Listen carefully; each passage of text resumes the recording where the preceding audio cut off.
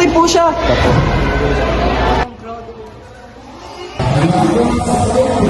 Okay na papakiramdam mo. Pero salamat sa'yo. Salamat sa ating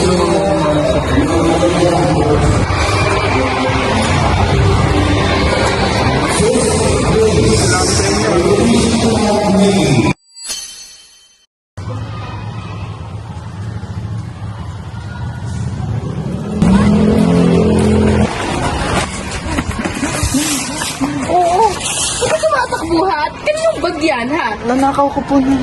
Ay, Diyos ko, kung bata ka, ibalik mo yan. Hindi tama yan. Ibalik mo yan. Ibalik mo na, ibalik mo, ibalik mo. Hindi pwede, Para ibalik pagkain mo. po natin. Ibalik mo. Di ba rin na wala tayong makain, at least mabait tayo. Hoy, magnanakaw ka sa akin yan, ha? Please, pasensya na po sa nagawa ng anak ko. Pasensya na po. Ibalik mo yan. Sorry ka, Sorry ka, po, please. sorry po. Hindi ko ba masama to? Opo, alam ko kung masama yan, pero wala po kasi kami makain na eh. Kaya ano? Ate, pasensya na po, parang awa niyo na. Okay na. Huwag mo na gagawin sa Opo, opo. Ito, pagkain. Inay! Binigyan tayo, maraming salamat. Salamat po. Maraming salamat po. Ba yan? Naiihi ako. Uy, ginagawa mo dyan, ha? Ba't nagkaputo kayo ng pera, ha? Nagputo tayo ng pera, ha? solid to, pre. Yung yan, di ako nagkaganyan. Mabuting tao ako, eh. Parang problema siya. Wala mga pumalo mo. Dapat, kahit may problema tayo, hindi tayo gumagamit ng ganyan. Dapat, nag-iba tayo. Paldo to paldo. Kahit nakikita ako dyan, hindi ko gagawin yan. Masisira buhay dyan. Tamo, pag nakulong kayo, kawawa pamilya nyo. Ha? Paano na ang nanay mo? Ha? Mga kapatid mo? Tatay mo? Paano sila kung nawala ka? Ha? Pag-isipan nyo yan, ha? Tol, solid yung kakalog mo. Lakas na nga sa atin nun eh. Tulong. Tulong.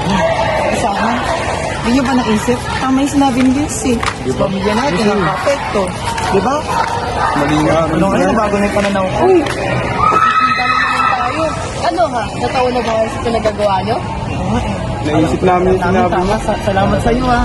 Salamat dahil bibigyan mo kami ng inspirasyon.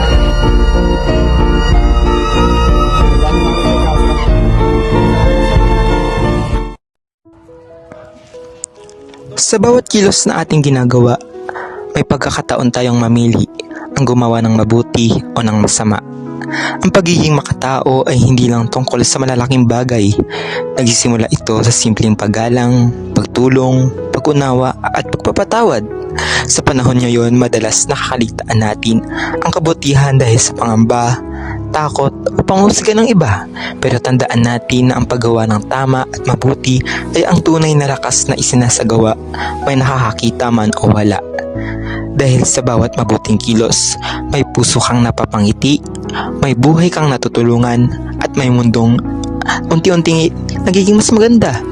So let us always choose to be humane in our words, in our actions, and in our hearts.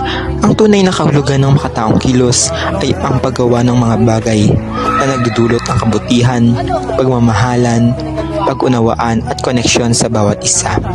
Ito ay ang kilos na ginagawa ng may kaalaman, kusang loob at malayang pagpapasya para sa kabutihan ng sarili at ng kapwa.